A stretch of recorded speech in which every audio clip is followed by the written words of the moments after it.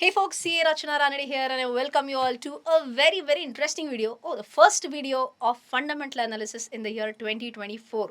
Well, today's video is about a sector which has been in limelight recently, and the sector is railways. We are not only going to talk about some key highlights of this sector, we are also going to focus on a specific stock in this sector. Okay, so first we have to understand about what is the government's vision about Indian railways. Of course, I can't talk about each and every single detail, so I would want to focus on few key points, and for that have a look at this. Now if you see here, this is the news which came up in the last month, and it mentioned that railways are going to invest 7 trillion rupees. 7 trillion is 7 lakh crore rupees to lay tracks over the next decade. Now 7 trillion is the amount of money that is going to be spent, but how much kilometers of track are going to be laid? For that, if you look here, you'll see that it is mentioned that they are planning to lay a record 50,000 kilometers of tracks, of new train tracks, basically to modernize its network and boost train speeds, a top railway minister said. Okay, so now why are these new railway tracks required? Because they suit the requirements of the latest trains. So just to give you an example, Vande Bharat, I'm sure you might have heard about this. Now Vande Bharat has a specific top speed, but if it has to achieve that top speed, the track should also be of the same technology. So it has to match that same technology. And that is the reason why they are upgrading the railway tracks as well. And how much is the expenditure that I mentioned? It is 7 trillion rupees. Now, is it only about the tracks that they are thinking about spending money on? Answer is no. They are also planning to invest 1 lakh crore rupees in new trains. Now again, 1 lakh crore is 1 trillion in new trains. Now when I read this news, I also tried to analyze why was this step required. So number one, I understand about modernization of old railways to be replaced with new railways, right? But this new total trains, why are they required? For that, it was also mentioned that currently the existing railways accommodate 700 crore passengers annually. 700 crore passengers annually, but this figure is expected to rise to 1000 crore passengers annually. Okay, this is expected to grow up to this number by 2030.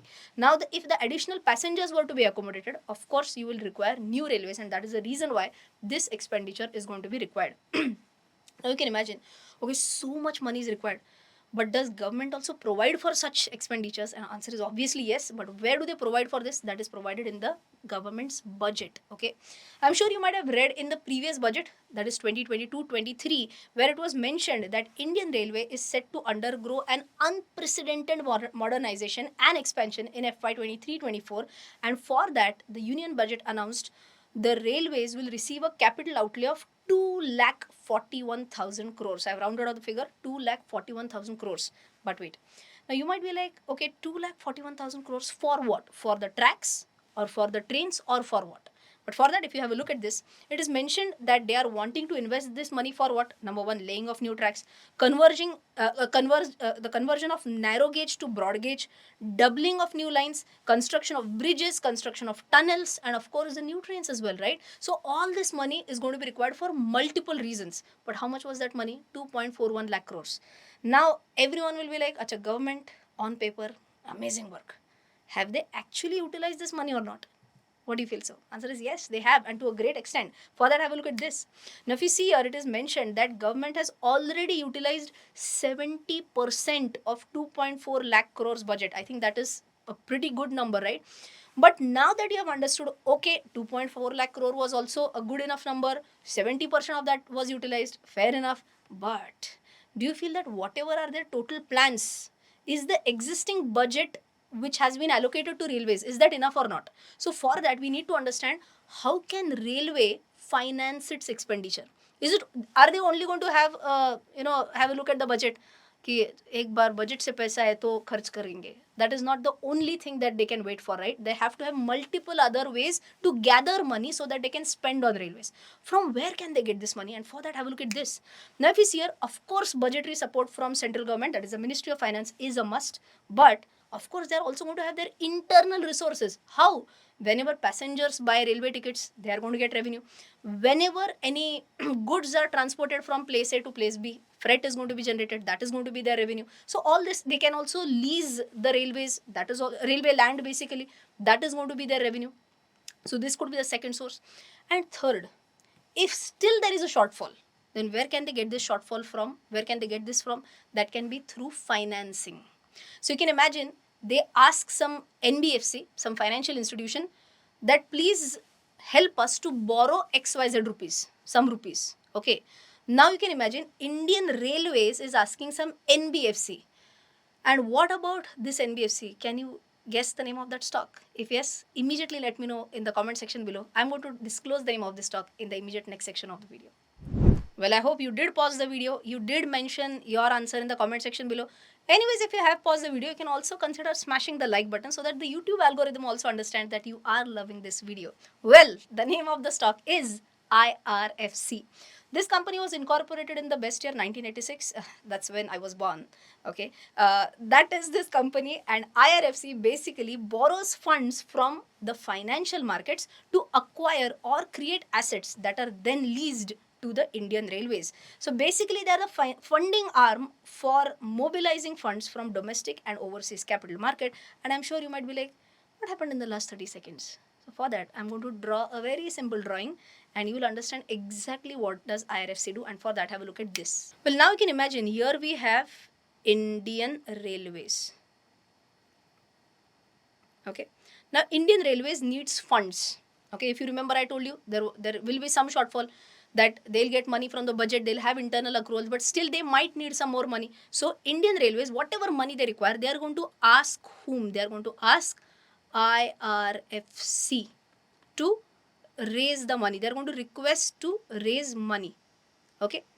Now, what will IRFC do? Are they going to print notes and give them money? Answer is obviously no. IRFC is an NBFC. It's a non-banking financial corporation. So they are going to issue bonds maybe, and that is how they can raise money from the market, from the capital markets. So what will they do? They will issue bonds in the financial market, correct? And in return, they are going to get money. They are going to raise money. Okay. Now, once they get this money, are they going to keep it with themselves? No, they are going to pass on this money to IRFC. But wait, whenever they issue bonds, they are going to promise some rate of interest. Okay. Now, assume they promise a rate of interest of 8%. Yield and this, that, we are not going to go into that. We'll keep it simple. Let's say 8%. Okay. Now, what do you think? Will they give it directly at 8%? If they do that, is IRFC going to be as a non-profit organization? Charity करने के लिए बैठे क्या? नहीं ना. They are going to add some markup. They are going to add some spread, and that is going to be their profit margin. Okay. Now, will in every single deal, what do you think? Will Indian Railways and IRFC sit across a table and decide what about this month? What will happen? So this generally doesn't happen. In 1 year, typically they'll meet once and they'll decide for this year spread will be whatever. Now, spread could be typically 0.5% or whatever is pre-decided. Okay. So, assume it is 0.5%. Okay.